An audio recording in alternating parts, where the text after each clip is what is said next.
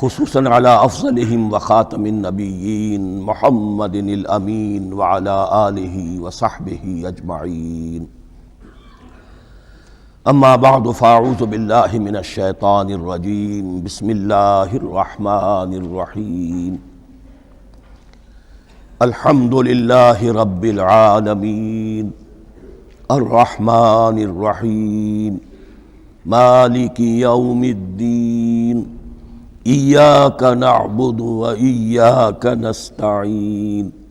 اہدنا الصراط المستقیم صراط الذین انعمت علیہم غیر المغضوب علیہم ولا الضالین. آمین.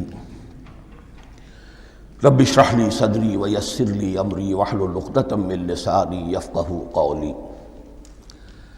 اللہم ربنا الہمنا رشدنا واعذنا من شرور انفسنا. اللہم ارنا الحق حقا وارزقنا اتباعہ وارنا الباطل باطلا وارزقنا اجتنابہ. اللہم ربنا یسر لنا امورنا کلہا واتمم لنا بالخیر وتقبل منا فإنک خیر المتقبلین. آمین یا رب العالمین.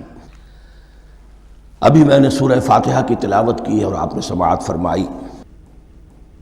یہ سورہ مبارکہ مصحف کے اعتبار سے تو پہلی سورت ہے ہی، سب کو معلوم ہے، لیکن یہ بھی نوٹ کر لیجئے کہ یہ نزول کے اعتبار سے بھی سب سے پہلی مکمل سورت جو حضور پر نازل ہوئی وہ یہی ہے. اس سے قبل متفرق آیات نازل ہوئیں.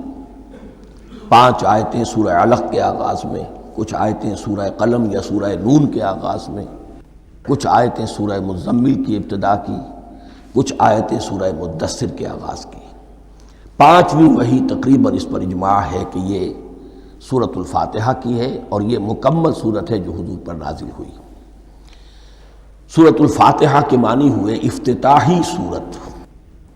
فتح یفتح کے معنی ہے کھولنا. مفتاح کنجی کو کہتے ہیں، چابی کو. تو یہ اوپننگ سورہ آف دی قرآن، قرآن حکیم کی افتتاحی صورت. ویسے جیسا کہ میں تعارف قرآن کے ضمن میں عرض کر چکا ہوں، عربوں کا یہ مزاج تھا کہ جس چیز سے انہیں خصوصی محبت ہوتی تھی اس کے بہت سے نام رکھتے تھے. اس کے بھی بہت سے نام ہیں. سورۃ الفاتحہ سب سے عام ہے، لیکن الکافیہ، الشافیہ، ام القرآن، اساس القرآن، کم سے کم یہ 4 نام تو میں سمجھتا ہوں کہ ہر مسلمان کو مزید معلوم ہونے چاہیے، اور بھی بہت سے نام. اس سورہ مبارکہ کی بالاتفاق و بالاجماع 7 آیتیں ہیں، اگرچہ ان کی ترتیب میں کچھ اختلاف ہے. ایک رائے یہ ہے، اور یہ رائے امام شافعی کی بھی ہے اور بصرہ کے جو قراء تھے ان کی بھی ہے، کہ آیت بسم اللہ بھی سورہ فاتحہ میں شامل ہے، اس کا جز ہے. وہ اس کو شامل کر کے پھر 7 آیتیں بناتے ہیں. تو آخری جنہیں ہم 2 آیتیں سمجھتے ہیں، صراط الذین انعمت علیہم غیر المغضوب علیہم ولا الضالین، وہ ان کے نزدیک 1 آیت ہے. تو گویا کہ نتیجہ یہ نکلا کہ آیتوں کی تعداد 7 ہی رہتی ہے. امام ابو حنیفہ رحمۃ اللہ علیہ کا موقف اور کوفے کے جو قراء تھے ان کا بھی موقف یہ ہے کہ آیت بسم اللہ نہ سورہ فاتحہ کا جز ہے نہ کسی اور سورت کا جز ہے، سوائے ایک مقام پر جہاں حضرت سلیمان علیہ السلام کا خط جو ہے نقل ہوا ہے، جنہوں نے ملکہ سبا کو لکھا تھا، انہ من سلیمان و انہ بسم اللہ الرحمن الرحیم. تو قرآن کے متن میں صرف اسی جگہ پر یہ آیت شامل سمجھتے ہیں، باقی یہ صرف علامت کے طور پر کہ یہاں سے ایک نئی سورت شروع ہو رہی ہے درج کی گئی ہے. اس سورہ مبارکہ کو الصلاح قرار دیا گیا ایک حدیث میں. اس کا جو اسلوب ہے وہ دعا کا ہے، اور دعا کے ساتھ اس کی جو مناسبت ہے، اور پھر اسی کی وجہ سے ہماری نماز کا یہ جزو لا ینفک بنا دیا گیا. بلکہ ایک حدیث جو میں آپ کو سناؤں گا اس میں اسی کو نماز قرار دیا گیا. الصلاح یہی ہے. ویسے وہ حدیث مبارک موجود ہے، من لم یقرأ بفاتحۃ الکتاب لا صلاۃ لمن لم یقرأ بفاتحۃ الکتاب، جو شخص سورہ فاتحہ کی تلاوت نہیں کرتا اس کی کوئی نماز نہیں۔ اس کے حوالے سے بھی ہمارے ہاں دو مسلک ہیں، ذکر صرف اس لیے کر رہا ہوں کہ آپ کے علم میں ہو، ان میں کوئی بنیادی فرق نہیں ہے۔ کسی بھی ایک رائے کا انسان قائل اور حامل ہو سکتا ہے بغیر اس کے کہ دوسرے کو بالکل غلط قرار دے، بلکہ یہ کہ اس کے لیے بھی گنجائش اپنے ذہن میں اور اپنے دل میں رکھے۔ اور دوسری آیت یہ ہے کہ اس کا حصہ نہیں ہے۔ اسی اعتبار سے یہ کہ یہ سورہ مبارکہ نماز میں پڑھی جانی ضروری ہے، لا صلاۃ لمن لم یقرأ بفاتحۃ الکتاب۔ البتہ یہ اختلاف ہے، یہ بات جو میں ذکر کر رہا تھا جو ذہن سے نکل گئی، کہ آیا مقتدی جو ہے امام کے پیچھے کھڑا ہو کر جب نماز پڑھ رہا ہو تو کیا اس صورت میں بھی اس کے لیے لازم ہے کہ سورہ فاتحہ پڑھیں؟ اس میں دو رائے ہو گئی، بلکہ تین۔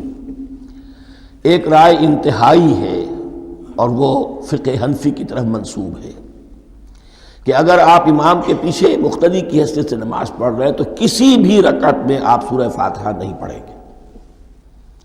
ایک دوسری بالکل برعکس رائے ہے، وہ امام شافعی رحمۃ اللہ علیہ کی ہے کہ ہر حالت میں چاہے امام جہری رکعت پڑھا رہا ہو جس میں وہ بلند آواز سے سورہ فاتحہ پڑھ رہا ہو، اور چاہے وہ سری رکعت ہو، ہر حالت میں مقتدی کو بھی پڑھنی ہے۔ ایک تیسری رائے بین بین ہے، وہ امام مالک کی ہے رحمۃ اللہ علیہ، کہ جو سری رکعت ہے جس میں کہ امام بھی خاموشی سے پڑھ رہا ہے مقتدیوں کو بھی پڑھنی چاہیے۔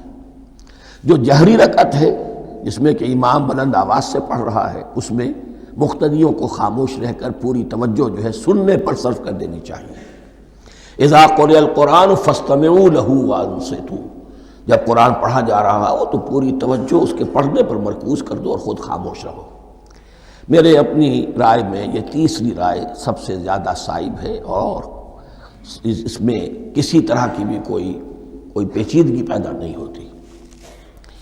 بہرحال اس سورہ مبارکہ کا جو اسلوب ہے میں نے عرض کیا دعائیہ ہے، البتہ قرآن مجید کے علم اور حکمت کے اعتبار سے، اس کے فلسفے کے اعتبار سے ایک بات سمجھ لینی چاہیے۔ قرآن کا فلسفہ یہ ہے کہ بنیادی ہدایت ہر انسان کے دل میں موجود ہے، بالقوہ، پوٹینشلی۔ یہ جو قرآن مجید یا اللہ کی کتابیں نازل ہوتی ہیں یہ انہیں ایکٹیویٹ کرتی ہیں، وہ اندر کی جو ڈورمنٹ کانشسنس ہے، خوابیدہ شعور جو ہے اسے بیدار کر کے، اور پھر یہ کہ اسے اجاگر کرتی ہیں۔ ہر سلیم الفطرت انسان اور سلیم العقل انسان، دو سلامتی شرط ہیں۔ سلیم الفطرت، نیچر پرورٹڈ نہ ہو، فطرت مسخ نہ ہو گئی ہو، عقل سلیم ہو۔ ان دونوں چیزوں کا نتیجہ یہ نکلتا ہے کہ وہ انسان از خود، بغیر کسی وحی کی رہنمائی کے، بغیر کسی نبی کی تعلیم کے سے استفادہ کیے ہوئے از خود بھی کچھ حقائق تک پہنچ جاتا ہے۔ اور وہ حقائق کیا ہیں؟ نمبر ایک یہ کہ اس کائنات کا ایک خالق ہے اور وہ ایک ہے، اور وہ تمام صفات کمال سے متصف ہے۔ نمبر دو یہ کہ انسان کی زندگی صرف یہ زندگی نہیں ہے، بلکہ ایک اور زندگی ہے کہ جس میں اس زندگی کے اعمال کے نتائج برآمد ہوں گے۔ یہ دو باتیں، اس کی زیادہ وضاحت کے ساتھ جو ہے اس کا تذکرہ آئے گا سورہ لقمان میں، جہاں حضرت لقمان کی شخصیت کا تذکرہ ہے۔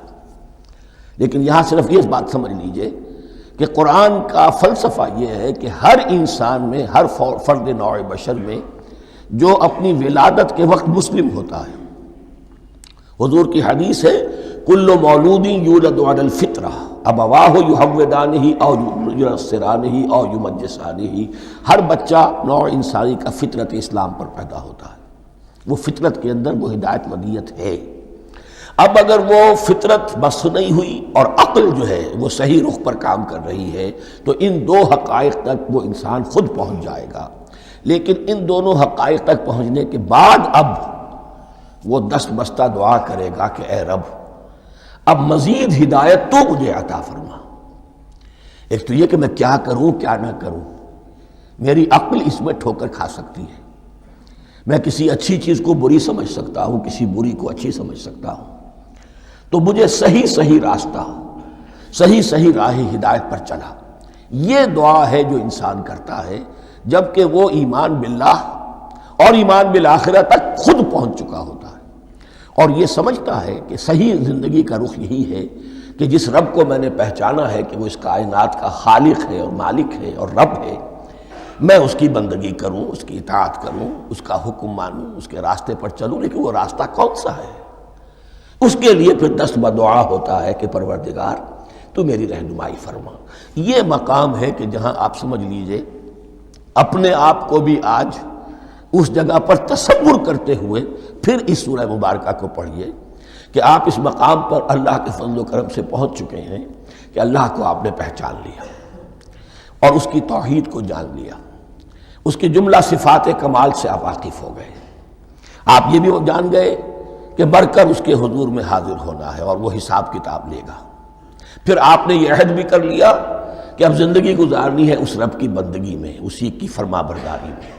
اب یہاں کھڑے ہو کر آپ پوچھتے ہیں کہ اللہ مجھے وہ تفصیلی ہدایت عطا فرما، ایسا نہ ہو کہ کبھی میں کسی راستے پر چلتا ہوا کسی پگڈنڈی پر مڑ جاؤں اور وہ تھوڑی سی جو ڈیوییشن ہو میرے راستے کی وہ میری عاقبت کو برباد کر دے۔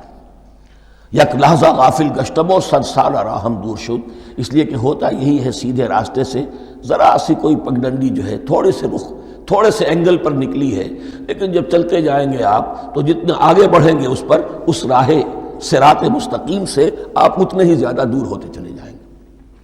یہ ہے قرآن مجید کی حکمت اور فلسفے کے اعتبار سے اس سورہ مبارکہ کا مقام۔ اب آئیے ہم بسم اللہ کرتے ہیں۔ بسم اللہ الرحمن الرحیم، شروع کرتا ہوں میں اللہ کے نام سے جو رحمان اور رحیم ہے۔ اس پر کچھ گفتگو ہو چکی ہے تعارف قرآن کے ضمن میں کہ رحمان اور رحیم دو نام ہیں کہ جو رحمت کے مادے سے نکلتے ہیں۔ رحمان میں اللہ تعالیٰ کی رحمت کا جوش، ہیجانی کیفیت، طوفانی کیفیت، اور رحیم میں اللہ تعالیٰ کی رحمت کا دوام اور تسلسل۔ یہ دونوں کیفیات اللہ کی رحمت میں بیک وقت موجود ہیں، جس کا ہم تصور نہیں کر سکتے۔ ہم سمندر کو دیکھتے ہیں، متلاطم سمندر ہے، اس میں ہیجان ہے، طوفان ہے۔ دریا کو دیکھتے ہیں کہ وہ سکون کے ساتھ چل رہا ہے، خاموشی سے چل رہا ہے، بہہ رہا ہے، بس تسلسل کے ساتھ بہہ رہا ہے۔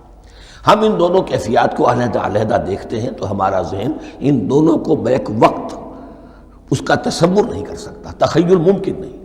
لیکن اللہ کی رحمت کی یہ دونوں شانیں مستقلاً ہر وقت موجود ہیں، بیک وقت، اسی لیے ان دونوں کے درمیان کہیں حرف عطف نہیں آئے گا۔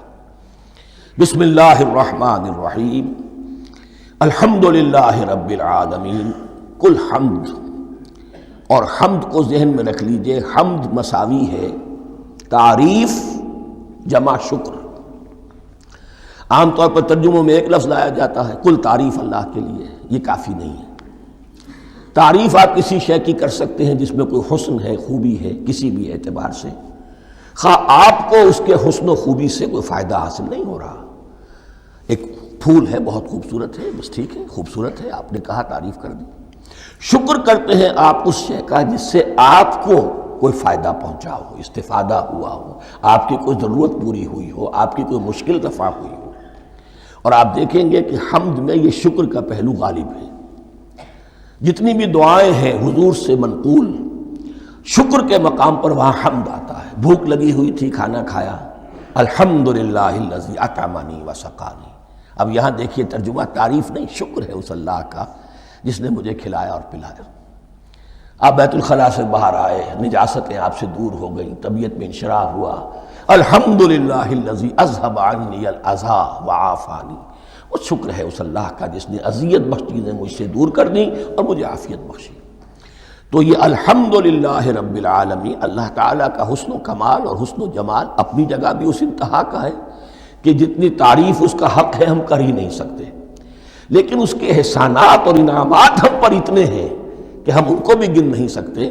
لہٰذا ایک ہی احصاء ہم نے کر دیا الف لام کے ساتھ، الحمدللہ رب العالمین۔ تمام تعریفیں اور کل شکر اللہ کے لیے ہیں کہ جو تمام جہانوں کا پروردگار ہے، رب ہے، مالک ہے۔ رب میں ایک مفہوم ہوتا ہے ربوبیت کا، اور اس میں مفہوم شامل ہوتا ہے تربیت کا، ربیانی صغیرہ۔ تو مالک ہونا اور تربیت دینا۔ آپ جس شے کے مالک ہوں گے آپ چاہیں گے اس میں بڑھوتری ہو، اس میں اضافہ ہو، وہ نشو و نما پائے۔ تو یہ دونوں چیزیں آپس میں ایک دوسرے کا جڑی ہوئی ہیں، پروردگار بھی اور مالک بھی۔ عام طور پر عربی میں رب کا لفظ مالک کے لیے آتا ہے، رب البیت، رب الدار، رب المال۔ تو مالک وہاں پر ظاہر بات ہے کہ اس سے مراد کیا ہے؟ مال والا، گھر والا، گھر کا مالک۔ تو کل شکر اور کل تعریف اس اللہ کے لیے ہے جو تمام جہانوں کا مالک بھی ہے اور پروردگار بھی ہے۔ الرحمن الرحیم، رحمان ہے اور رحیم ہے۔ اب دوبارہ اس کی میں وضاحت نہیں کروں گا۔ مالک یوم الدین، یوم دین کا مختار مطلق ہے۔ دین عربی زبان میں کہتے ہیں بدلے کو، دناہم کما دانو، کما تدینو تو دانو، یہ کہاوت ہے۔ جیسے اردو میں ہم کہتے ہیں جیسا کرو گے ویسا بھرو گے، کما تدینو تو دانو، تو یہ ہے بدلہ۔ اس کا بنیادی مفہوم جو ہے وہ بدلہ ہے۔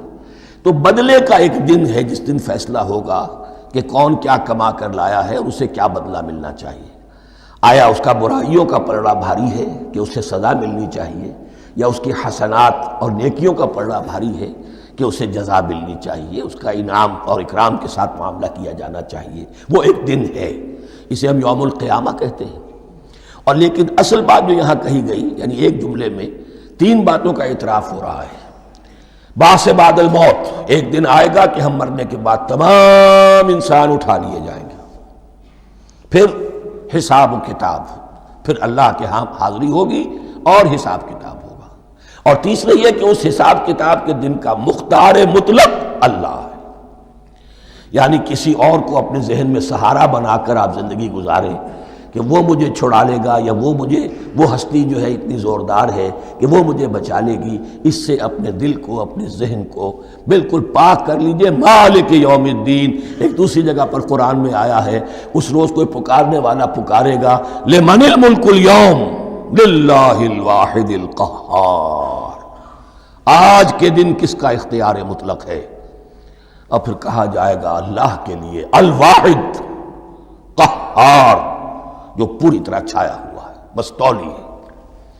تو مالک یوم الدین، جو جزا و سزا کے دن کا مالک ہے۔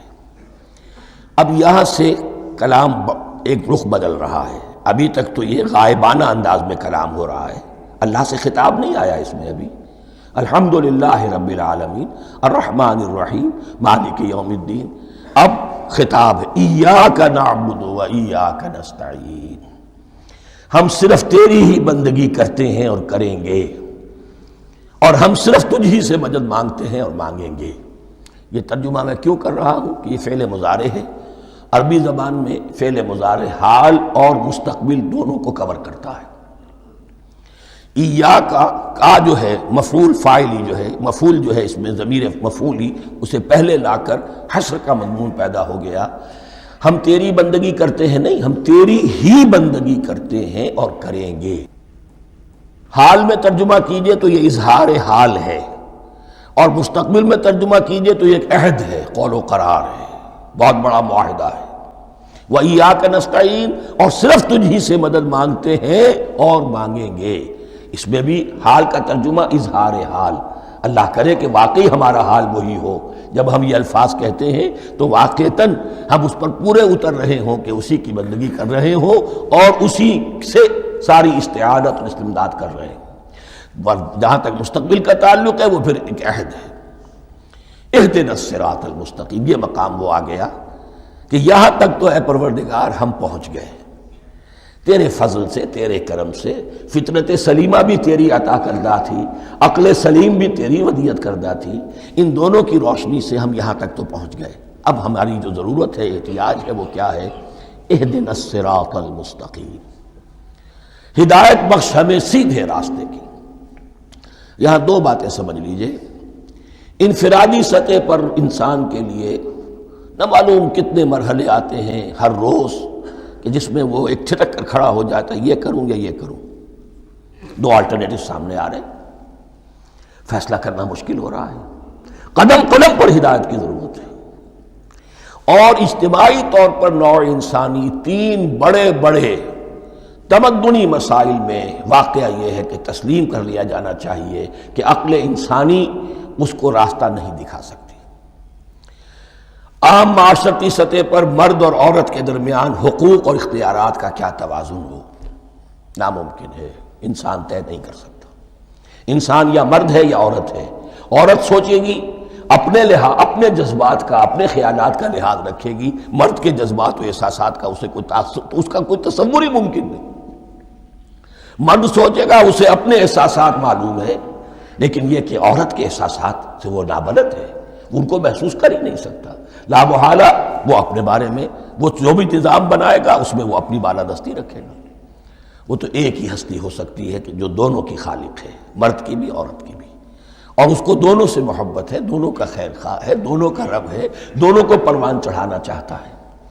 اسی طرح فرد اور معاشرہ یا ریاست، حکومت اور ریاست ہمیشہ یہ چاہتی ہے کہ سارے اختیارات ہمارے ہاتھ میں آ جائیں، ٹوٹلیٹیرین سوسائٹی ہو، بس ہم حکم دیں اور لوگ اس پر چلیں۔ افراد یہ چاہتے نہیں، ہمیں آزادی ہونی چاہیے۔ اب آپ دیکھیے کہ دنیا میں کتنے جھگڑے چلتے ہیں اسی پر، فریڈم فریڈم فریڈم۔ وہ فریڈم واقعتاً اپنی جگہ پر ایک شے ہے، افراد کی آزادی ہونی چاہیے، لیکن افراد کی آزادی اتنی نہ ہو جائے کہ وہ مادر پدر آزاد ہو جائے، کوئی قانون، کوئی قاعدہ، کوئی اخلاقی کوئی حدود اور قیود جو ہے ان کا پابند نہ رہے۔ تو اب کہاں ہے وہ نقطہ اعتدال کہ جس میں انسان کے انفرادی آزادی، انفرادی اختیار اور ادھر اجتماعی مصلحتیں جو ہیں ان کو بیلنس کیا جا سکے؟ انسان طے نہیں کر سکتا، صرف اللہ ہی اس کے لیے نظام دے سکتا ہے۔ تیسرا مسئلہ ہے سرمایہ اور محنت، اس میں کیا توازن ہو؟ سرمایہ اور محنت دونوں مل کر کچھ بنا رہے ہیں، کچھ پروڈیوس کر رہے ہیں۔ اب اس میں نفع جو ہوا ہے اس میں سرمایہ کا کتنا حصہ ہونا چاہیے اور لیبر کا کتنا ہونا چاہیے، کون طے کر سکتا ہے؟ اس کے لیے بھی کہ ایسا نہ ہو کہ سرمایہ داری جو ہے آکاش بیل بن کر پورے معاشرے پر چھا جائے، اور غریب بیچارہ، مزدور بیچارہ، کاشتکار بیچارہ وہ گویا کہ چکی کے دو پارٹوں میں پس کر رہ جائے، اس کی کوئی حیثیت نہ رہ جائے۔ لیکن یہ کہ دوسری طرف اگر یہ کہ مزدور کا جو حق ہے اس سے زیادہ اس کو دے دیا جائے تو سرمایہ جو ہے وہ سکڑ جائے گا، شائی ہو جائے گا، وہ پھر میدان میں نہیں آئے گا۔ کیا کیا جائے؟ کون سا نقطہ عدل و اعتدال ہے؟ یہ تین مسائل ایسے ہیں، اہدنا الصراط المستقیم۔ تو یوں سمجھیے کہ ایک جو بنیادی ہدایت تھی، ایک اللہ کو پہچان لینا، یہ جان لینا کہ کل حسن و جمال اور تمام انعام و اکرام کا منبع اس کی ذات ہے، وہ رحمان ہے اور رحیم ہے، اور یہ جان لینا کہ مرنے کے بعد جی اٹھنا ہے، حساب کتاب ہے، فیصلہ ہوگا جزا و سزا کا، اور مختار مطلق اس دن کا اللہ ہے۔ پھر یہ عہد کر لینا ایاک نعبد و ایاک نستعین۔ اس کے بعد دعا، پروردگار ہمیں ہدایت پر قائم رکھ، ہماری ہدایت میں اضافہ فرما۔ اس ہدایت کے لفظ کو سمجھ لیجئے، بنیادی ہدایت، تفصیلی ہدایت، قدم قدم پر ہدایت، ہدایت پر ہدایت۔ والذین اہتدوا زادہم ہدی، جو لوگ ہدایت کے راستے پر آتے ہیں اللہ ان کی ہدایت میں اضافہ کرتا ہے۔ تو یہ قدم قدم پر ہمیں ہدایت کی ضرورت ہے اور مرحلہ وار ضرورت ہے۔ ہدایت اس کو بھی کہتے ہیں کہ کسی نے آپ سے کوئی پتہ پوچھا، آپ نے کہا ادھر جانا، پھر دوسری گلی میں مڑنا، پھر جانا دو تین لائٹیں چلے جانا، پھر مڑنا، وغیرہ وغیرہ، یہ بھی ہدایت ہے۔ نظری طور پر آپ نے بتایا ہے۔ ایک ہدایت یہ ہوئی کہ بھائی میں چلتا ہوں آپ کے ساتھ، میں آپ کو وہاں تک پہنچا دوں گا تاکہ آپ کو دقت نہ ہو، آپ نے منزل تک پہنچا دیا۔ ان دونوں کے درمیان، یہ تو میں نے ایک فرد کی مثال دی ہے، اللہ اور بندے کے درمیان نہ معلوم کتنے مراحل ہیں ہدایت کے۔ تو کسی وقت بھی انسان اپنے آپ کو ہدایت خداوندی سے مستغنا نہیں سمجھ سکتا، اور نہیں تو پروردگار جو ہدایت دی ہے اس پر ہدایت پر قائم رکھ۔ کیا پتہ شیطان کا کوئی حملہ، کیا پتہ ہمارے نفس کی کوئی شرارت کسی ایسے رخ پر ہمیں ڈال دے کہ اب تک کی ساری کمائی بھی ضائع ہو جائے۔ لہذا یہ نہ سمجھیے کہ جب یہ ساری چیزیں ان کو معلوم تھیں، وہ ان چیزوں کا تو اقرار کر رہے تو اب ہدایت کون سی مانگ رہے ہیں؟ تو ہدایت کا تو بڑا میدان کھلا ہوا ہے، اور اس ہدایت کی وہ جو میں نے آخری شکل آپ کو بتائی ہے کہ منزل مقصود تک پہنچا دے، یہ ہدایت بھی قرآن مجید میں اس معنی میں بھی لفظ آیا ہے کہ اہل جنت جب جنت میں داخل ہوں گے تو جو ترانہ حمد ان کی زبان پر اس وقت ہوگا وہ کیا ہے؟ الحمدللہ الذی ہدانا لہذا وما کننا لنہتدی لولا ان ہدانا اللہ۔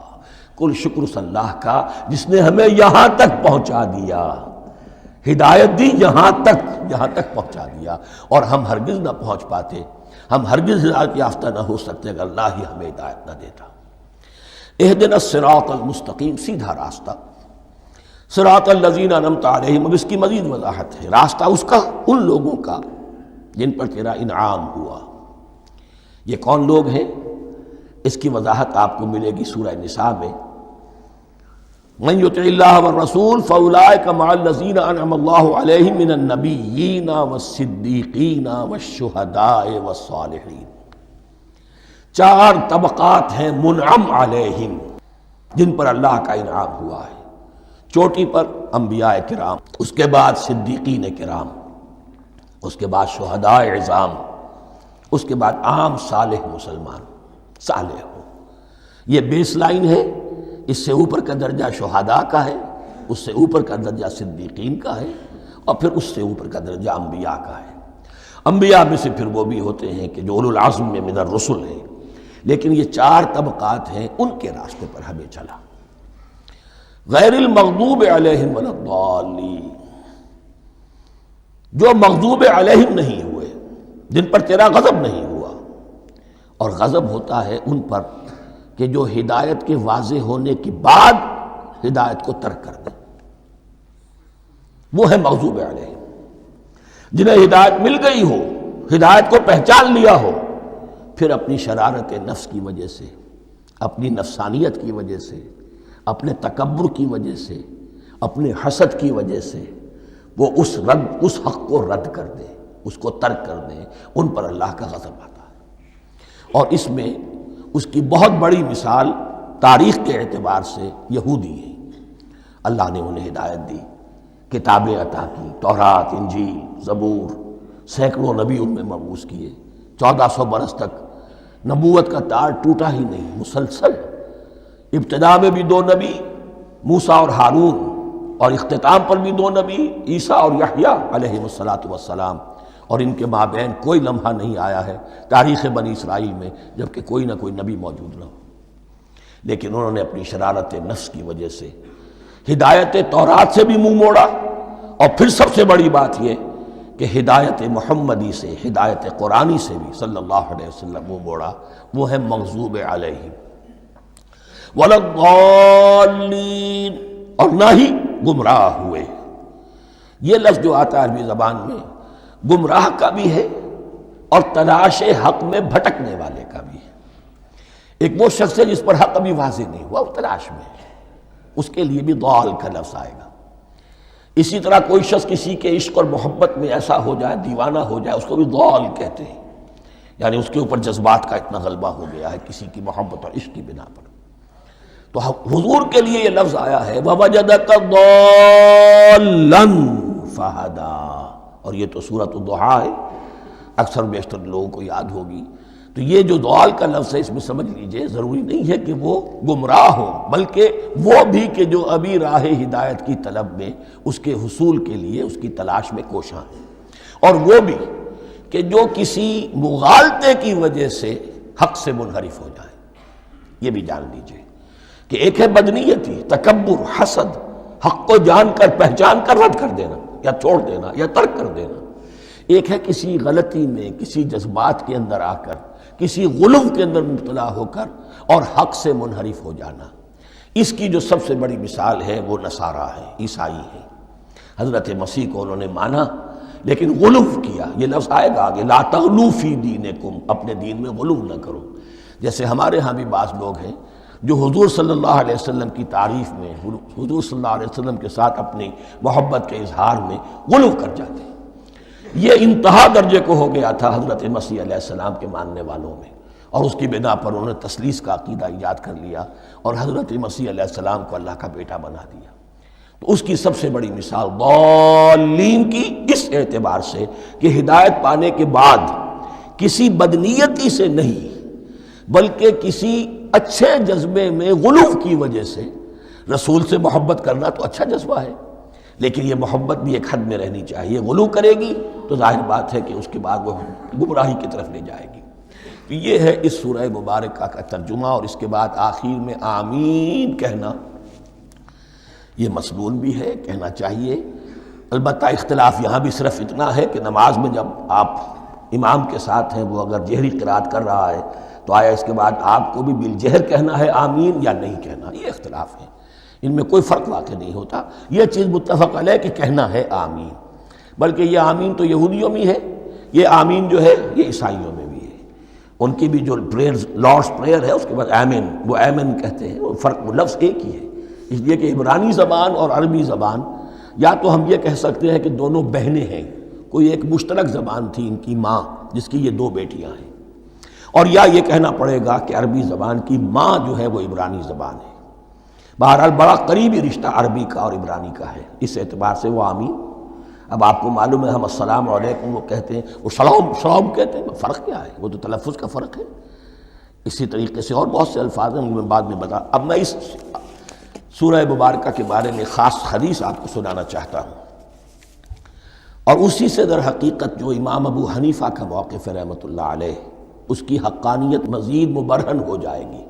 یعنی کیا کہ آیت بسم اللہ سورہ فاتحہ کا جز نہیں ہے، سورہ فاتحہ الحمدللہ رب العالمین سے شروع ہوتی ہے۔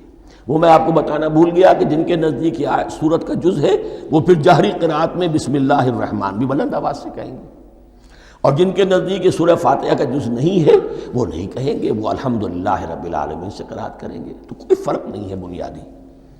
یہ حدیث جو ہے یہ مسلم شریف میں ہے اور حدیث قدسی ہے، اس کے راوی حضرت ابو ہریرہ ہیں رضی اللہ تعالی عنہ، اور اس حدیث نے اس سورت کے مضامین کا نہایت عمدہ تجزیہ کر دیا ہے۔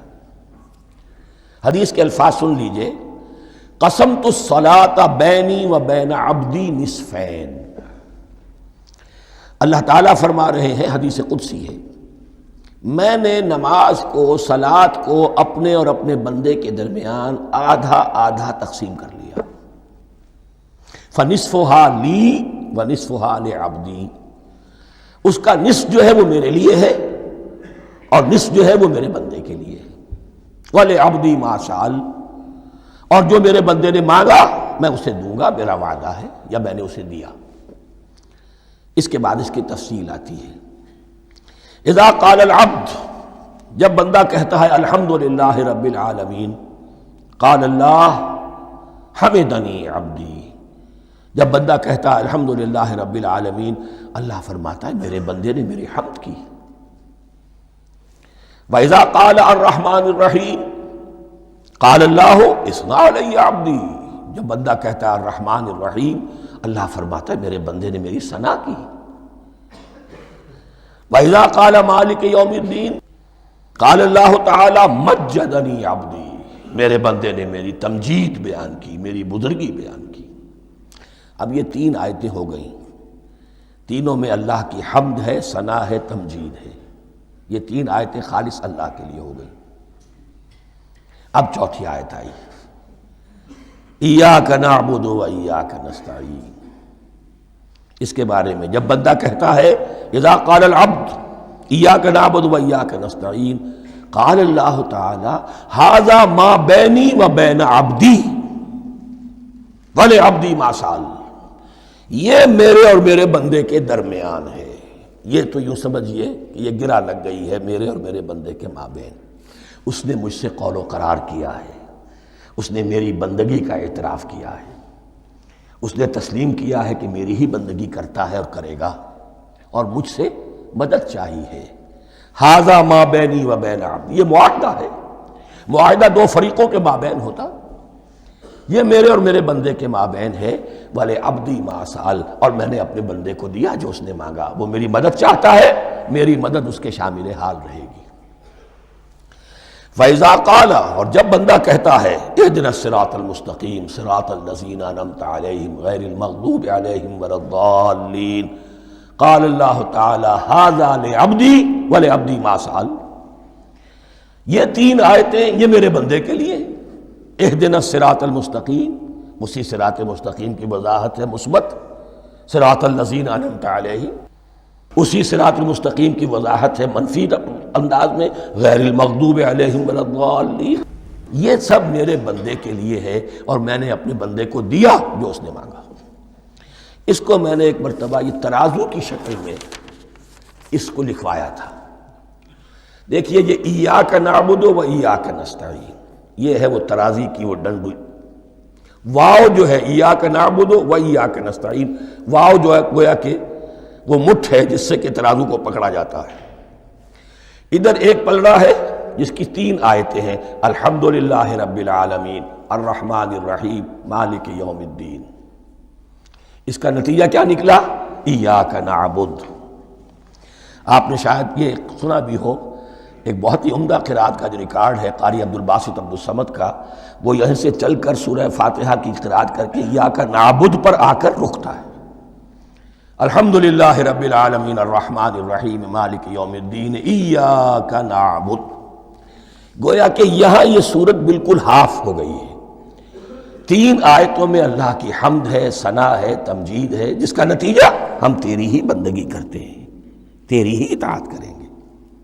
لیکن اب اس کے بعد سوال ایاک نستعین، اسی کی جو استعانت کیا درکار ہے ہمیں؟ ہدایت۔ ہدایت سب سے بڑی استعانت ہے، ہدایت ہی تو سب سے بڑی مدد ہے۔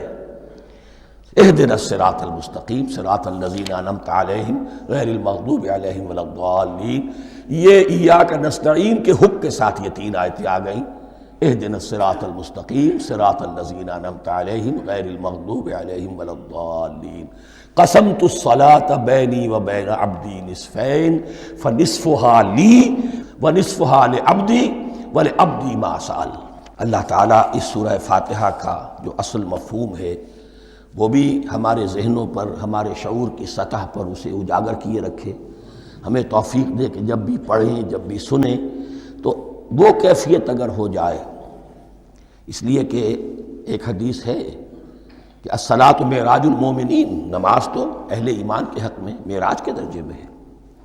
اس حوالے سے ہم یہ سمجھ سکتے ہیں کہ کوئی وقت ایسا آ سکتا ہے کہ انسان کو واقعتاً، روح انسانی واقعتاً اللہ کے یہ جواب سنے۔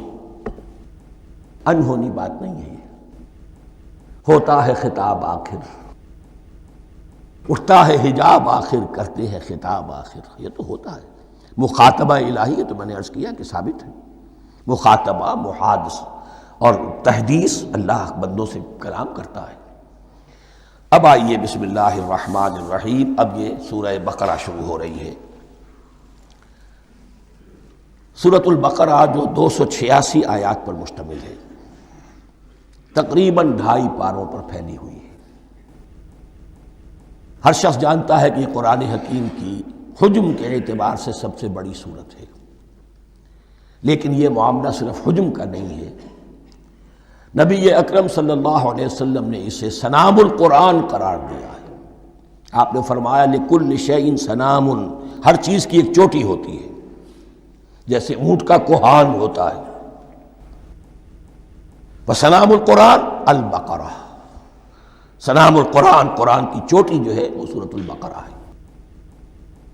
یہ نوٹ کر لیجئے جو میں نے کل آپ کو جو مختلف مکی اور مدنی صورتوں کے گروپوں کے بارے میں بتایا تھا کہ یہاں سے اب پہلی منزل بھی شروع ہو رہی ہے اور پہلا گروپ بھی شروع ہو رہا ہے، اور اس کے ساتھ جو اگلی صورت آئے گی وہ اس کا جوڑا ہے، سورہ آل عمران، جس کی سب سے نمایاں علامت یہ نوٹ کیجئے، یہ بھی الف لام میم سے شروع ہوئی، اگلی بھی الف لام میم سے شروع ہوگی۔ اس کے بعد 2 صورتیں مدنی اور ہیں، لیکن ان دونوں میں نہ حروف مقطعات ہے، نہ کوئی اور تمہیدی کلام ہے، براہ راست خطاب سورہ نساء میں یا ایھا الناس اور سورہ مائدہ میں یا ایھا الذین آمنوا، کوئی تمہیدی بات نہیں، کوئی حروف مقطعات نہیں، براہ راست خطاب۔ وہ ایک جوڑا ہے سورہ نساء اور سورہ مائدہ، اور یہ ایک جوڑا ہے سورہ بقرہ اور سورہ آل عمران۔ سورہ بقرہ اور سورہ آل عمران کو نبی اکرم صلی اللہ علیہ وسلم نے الزہراوین بھی قرار دیا ہے۔ زہرا کہتے ہیں بڑی روشن چیز کو، یہ حضرت فاطمہ رضی اللہ تعالی عنہ کے نام کے ساتھ آتا ہے، فاطمۃ الزہراء، تو زہرا بہت روشن، دمکتی ہوئی شے۔ الزہراوین، یہ 2 نہایت دمکتی ہوئی صورتیں ہیں جو قیامت کے دن دو بدلیوں کی شکل میں ظاہر ہوں گی، حضور نے فرمایا، اور جو لوگ ان صورتوں سے محبت کرتے تھے ان پر سایہ کریں گی۔ اللہم ربنا اجعلنا منہم، ہمیں اللہ تعالیٰ ان میں شامل فرما دے۔ اس سورہ مبارکہ کو دو حصوں میں تقسیم سمجھیے۔ ویسے تو یہ کہ رکوع آئیں گے، پارے بھی بدلیں گے اس میں، لیکن حصے دو ہیں۔ پہلے حصے میں اصل روح سخن سابقہ امت مسلمہ سے ہے، یہود سے، بنی اسرائیل سے۔ دوسرے حصے میں اصل خطاب موجودہ امت مسلمہ سے ہے، امت محمد سے صلی اللہ علیہ وسلم۔ پہلے حصے میں 18 رکوع ہیں لیکن آیات 152 ہیں۔ دوسرے حصے میں 22 رکوع ہیں لیکن آیات 134 ہیں۔ گویا کہ اس سے آپ کو توازن نظر آئے گا کہ اگرچہ ادھر رکوعوں کی تعداد کم ہے 18 لیکن آیات کی تعداد زیادہ ہے 152۔ دوسرے حصے میں رکوعوں کی تعداد زیادہ ہے 22 لیکن آیات کی تعداد 134۔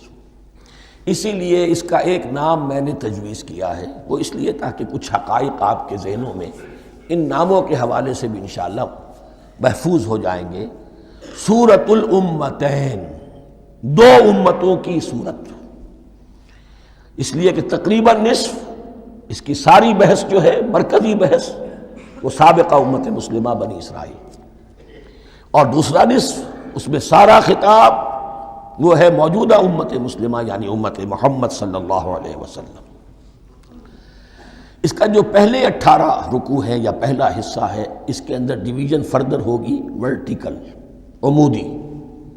پہلے 4 رکوع، پھر 10 رکوع، پھر 4 رکوع۔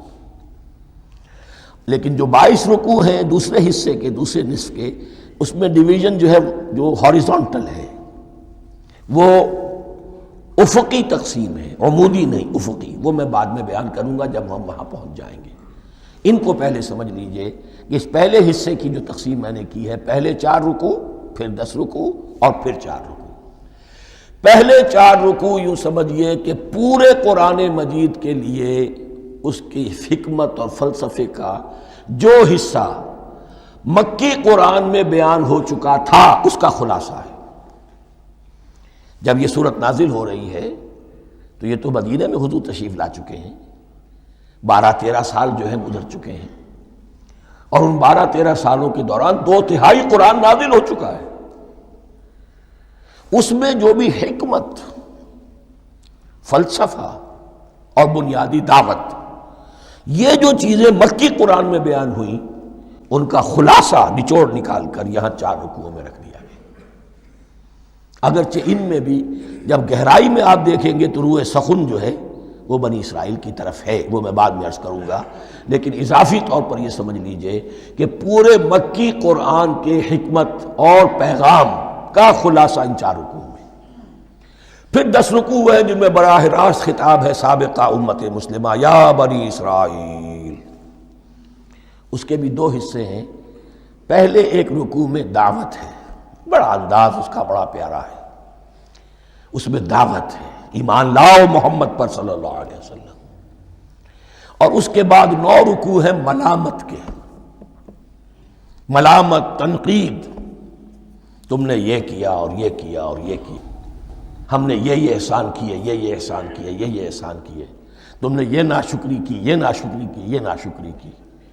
اور اس سب کا نتیجہ آخری 4 رکوعوں میں ہے کہ اب تمہیں اس منصب سے معزول کیا جا رہا ہے جس پر تم 2000 برس تک فائز رہے ہو، اور تمہیں ہٹا کر اب ایک نئی امت محمد کی شکل میں جو وجود میں آ چکی ہے صلی اللہ علیہ وسلم، اسے اس پر فائز کیا جا رہا ہے۔ اور اس کی علامت کے طور پر اسے میں کہا کرتا ہوں کورونیشن، تاج پوشی۔ ایک امت معزول، دوسری امت اس کا نصب ہو رہا ہے، اس کی تاج پوشی کے لیے سمبل، علامت کیا ہے؟ قبلہ تحویل۔ وہ قبلہ یروشلم، سابقہ امت کا قبلہ اب ادھر رخ نہیں ہوگا، اب اہل توحید کا قبلہ یہ مکے کی طرف ہوگا، بیت اللہ کی طرف ہوگا۔ تو تحویل قبلہ کا مضمون ہے جو ان 4 رکوعوں میں آتا ہے۔ تو یہ میں نے تھوڑی سی تمہید جو ہے آپ کے سامنے رکھ دی ہے۔ اب بسم اللہ کیجئے۔ بسم اللہ الرحمن الرحیم۔ الف لام میم، الف لام میم یہ حروف مقطعات ہیں، یہ علیحدہ علیحدہ پڑھے جاتے ہیں، علم نہیں پڑھ سکتے اس کو۔ الف لام میم، ہا میم، ہا علیحدہ میم علیحدہ، اگرچہ لکھے ہوئے ہوتے ہیں جڑے ہوئے، کاف ہا یا عین صاد لکھے ہوئے جڑے ہوئے، پڑھے جائیں گے علیحدہ علیحدہ، قطع علیحدہ کرنا۔ تو حروف مقطعات ان کے بارے میں ایک بات تو جو ہے اجماعی ہے، سب کے نزدیک مسلم ہے، ان کا کوئی حتمی مفہوم اور ان کے حتمی معنی کسی کو معلوم نہیں سوائے اللہ اور اس کے رسول کے۔ اس معنی میں یوں بھی کہا گیا یہ کوڈ ورڈز ہیں، جیسے کہ کوئی میسیجز جو ہیں ادھر ادھر بھیجے جاتے ہیں، سیکرٹ میسیجز، تو کچھ کوڈ ورڈز ہوتے ہیں جس سے سمجھ میں آتا ہے کہ یہ بات واقعتاً صحیح سورس سے آ رہی ہے، واللہ عالم۔ لیکن اس کا کوئی مفہوم اور اس کے معنی جو ہیں وہ اتفاق اس پر ہے، اگرچہ بعض حضرات نے کچھ اپنی سی کوشش کی ہے کچھ مفہوم جو ہے بنانے کی، وہ اپنی جگہ پر ہے، لیکن یہ کہ کسی حضرت عبداللہ ابن عباس رضی اللہ تعالی عنہما نے بعض ایسی کوششیں کی ہیں، لیکن ان کی رائے کو بھی ان کی ذاتی رائے سمجھا گیا ہے، امت نے اسے قبول نہیں کیا۔ اجماع اور کنسنسس اسی پر ہے کہ اس کے معنی اور مفہوم کسی کو معلوم نہیں سوائے اللہ اور اس کے رسول کے۔ البتہ بعض چیزیں ایسی ہیں کہ وہ اگر نوٹ کر لی جائیں تو شاید آئندہ ہے اس میں کچھ راز کھلنے کے امکانات پیدا ہو جائیں۔ دیکھیے عربی زبان کے جو الفابیٹس ہیں ان کی تعداد 29 ہے یا 28 ہے، میں بتا چکا ہوں۔ الف اور حمزہ کو ایک سمجھے تو 28 ورنہ 29۔ پہلی بات یہ نوٹ کیجئے قرآن حکیم کی 114 صورتوں میں سے 29 صورتوں میں ان کے شروع میں یہ حروف مقطعات آئے ہیں۔ دوسری بات یہ کہ اس میں 28 کا نصف کیجئے تو 14 استعمال ہوئے، 14 نہیں استعمال ہوئے، بالکل آدھی تعداد استعمال ہوئی ہے۔ تیسرے یہ کہ جو شروع اور آخر اور درمیان 3 حصوں میں تقسیم کر دیجئے آپ، 9 9 9 پلواڑی 27، ایک طرف 10 رہ جائیں گے۔ پہلے حصے میں سے بہت کم حروف لیے گئے، بہت کم، آخری حصے کے تقریباً تمام حروف ہیں تقریباً۔ درمیانی حصہ وہ ہے کہ جس میں آپ نے دیکھا ہے کہ عربی میں جوڑوں کی شکل میں ہے، صاد ضاد، فرق کیا ہے نقطے کا، سین شین فرق کیا ہے نقطوں کا، را زا فرق کیا ہے نقطے کا۔ تو جو بھی نقطے والا لفظ ہے وہ نہیں لیا گیا، اور جو بغیر نقطے کے غیر منقوط ہے وہ لیا گیا۔ پھر اس میں 3 صورتیں ہیں جن میں ایک ایک حرف آیا ہے، سورہ قاف، سورہ نون، سورہ صاد۔ پھر صورتیں ہیں جن میں 2 2 آئی ہیں، جن میں 3 3 آئے ہیں، پھر 4 4 آئے ہیں، 2 ہی صورتیں ہیں جن میں 4 4 ہیں، اور 2 ہی صورتیں جن میں 5 5 ہیں۔ تو یہ ہے صرف یوں سمجھیے کہ اعداد و شمار۔ اس کے حوالے سے کچھ آدمی غور کرے تو شاید کوئی بات نکلے۔ باقی وہ مثال میں آپ کو بتا دیتا ہوں کہ حضرت عبداللہ ابن عباس نے ایک رائے ظاہر کی کہ الف لام میم در حقیقت ایک جملے کا خلاصہ ہے، انا اللہ اعلم۔ پہلا لفظ انا، اس کا الف لے لیا، درمیانی لفظ اللہ، اس کا درمیانی لام لے لیا، تیسرا لفظ اعلم، یہ آخری لفظ ہے، آخری حرف میم لے لیا، انا اللہ اعلم، میں اللہ جانتا ہوں، واللہ اعلم، واقعتاً اللہ ہی جانتا ہے۔ یہ حضرت عبداللہ ابن عباس کی رائے ہے، لیکن اگرچہ انہیں حبر الامت مانا گیا ہے، لیکن یہ کہ ان کی اس رائے کو بھی اکثر و بیشتر مفسرین نے قبول نہیں کیا۔ اب جو پہلے 2 رکوع ہیں اس سورہ بقرہ کے، ان کے بارے میں تعویل عام اور تعویل خاص کا ایک بڑا بنیادی فرق ہے جو نوٹ کر لینا چاہیے۔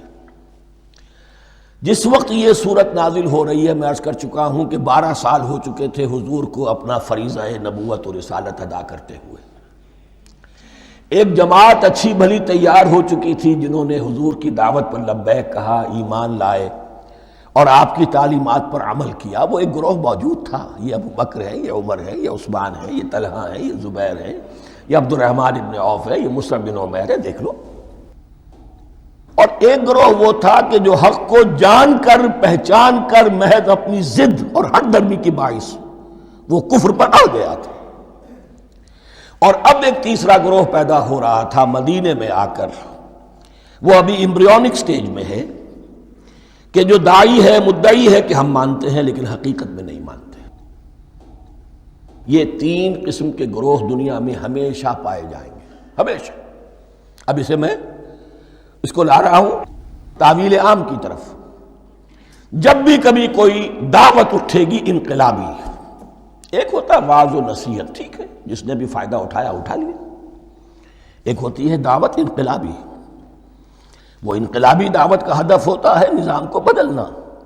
نظام بدلتا ہے تو ظاہر بات ہے کہ جو لوگ اس نظام میں جن کے ویسٹڈ انٹرسٹ ہیں اور جن کو پریولیجز حاصل ہیں، جن کے مفادات ہیں، وہ تو لازماً اپنے نظام کا تحفظ کریں گے۔ ٹکراؤ ہوگا، تصادم ہوگا، تصادم میں جانی نقصان بھی ہوگا، مالی نقصان بھی ہوگا۔ یہ گویا کہ کسی انقلابی دعوت کے لوازم ہیں۔ اگر یہ شے نہ ہو تو دعوت انقلابی ہے ہی نہیں۔ اس اعتبار سے ہر انقلابی دعوت کے جواب میں تین طبقے پیدا ہو جاتے ہیں۔ ایک وہ کہ جو اس دعوت کو قبول کرتے ہیں دیانت کے ساتھ، خلوص کے ساتھ، اخلاص کے ساتھ، اور پھر پوری جواں مردی کا ثبوت دیتے ہیں، ہر چہ بعد آباد، اب جو آئے سو آئے، جان دینی پڑے حاضر ہیں، مال دینا پڑے حاضر ہیں، کوئی تکلیف آئے، کوئی مشقت آئے، کوئی مصیبت آئے، کوئی قربانی کرے، حاضر۔ جب پکارا گیا واپس نہیں پھیرا کوئی فرمان جنوں کا، اور تنہا نہیں لوٹی کبھی آواز جرس کی۔ خیریت جاں راحت تن صحت داماں، سب بھول گئیں مصلحتیں اہل ہوس کی۔ ایک وہ لوگ ہوتے ہیں، ایک وہ لوگ ہوتے ہیں کہ جو اڑ جاتے ہیں ضد پر، ہٹ درمی پر، ماننے کے باوجود، جاننے کے باوجود کہ بات تو ٹھیک ہے جو کہہ رہے ہیں، کیسے مان لیں؟ ہماری سیادت، ہماری چودراہٹ، ہمارے مفادات، ہمارے یہ ساری چیزیں، ان سب کے اوپر زد پڑ رہی ہے۔ یہ لوگ اڑ جاتے ہیں، اور پھر کوئی دعوت، کوئی نصیحت، کوئی مزید افہام و تفہیم ان کے حق میں مفید نہیں ہوتی۔ اس لیے کہ صحیح بات ہے جو کہتے ہیں کہ سوتے کو تو جگایا جا سکتا ہے، جاگتے کو کیسے جگائیں؟ کوئی سویا ہوا ہے تو آپ اسے جگا دیں گے، جو جاگا ہوا ہے لیکن وہ بنا ہوا ہے، وہ اٹھنے کو تیار ہی نہیں ہے، تو آپ کیسے اٹھا دیں گے اس کو؟ تو جو لوگ جان بوجھ کر حق کو پہچان کر رد کر دیتے ہیں، پھر ان کے حق میں کوئی دعوت، کوئی نصیحت، کوئی تبلیغ، کوئی انذار، کوئی تبشیر مفید نہیں ہوتی۔ تیسرا درجہ ایسے لوگوں کا ہوتا ہے جو یا تو شروع میں آتے ہی شرارت کے ارادے سے ہیں، کوئی مصلحت ہے جس کی وجہ سے اس دعوت کو قبول کر لیا، کوئی ذاتی منفعت ہے جس کے لیے قبول کر لیا، یا یہ کہ شروع میں تو اخلاص کے ساتھ آتے ہیں، لیکن جب قربانی دینے کا وقت آتا ہے تو ان کے اندر سیرت و کردار کی وہ مضبوطی نہیں ہوتی کہ ہر چہ بعد آباد، یہ نہیں ہوتی۔ وہ پھر ڈگمگاتے رہتے ہیں، کبھی کچھ چلے پھر کہیں ٹھٹک کر رہ گئے، پھر کہیں کچھ چلے پھر ٹھٹک کر رہ گئے۔ یہ تیسرا طبقہ ہے کہ جو کہتا ہے، دعوی مدعی ہے کہ ہم نے مانا ہے، قبول کیا ہے، بات ٹھیک ہے، کچھ تھوڑا بہت چلتے بھی، لیکن جہاں مشکل آئی چھٹک کر کھڑے ہو گئے، اوندھے منہ گر پڑے۔ یہ تیسرا طبقہ ہے۔ اس کے لیے لفظ ہمارے ہاں منافقین بھی ہے، لیکن اس رکوع میں آ کر ابھی ان 4 رکوعوں میں نہیں بلکہ سورہ بقرہ میں مکمل میں بھی کہیں نفاق کا لفظ نہیں آیا ہے، اس لیے کہ اسے مرض سے تعبیر کیا گیا۔ یہ مرض ہے ایک، اور اس مرض کے ذریعے سے لوگوں کے اندر جو ہے وہ ایک نفاق کا بیج پڑ رہا ہے، جو ظاہر ہوگا تو منافقت پوری کی پوری کھل کر سامنے آ جائے گی۔ روگ ہے انسانی شخصیت کا، اس حوالے سے وہ تیسری، اور یہ چونکہ اہم ترین حصہ تھا، اور یہ مرض اب شروع ہو رہا تھا، مدینے میں، مکے میں نہیں تھا، لہذا زیادہ تفصیل سے اس کے بارے میں گفتگو ہوئی۔ اب ان 2 رکوعوں کا سلسلے وار مطالعہ انشاءاللہ اس دوسری نشست میں کریں گے۔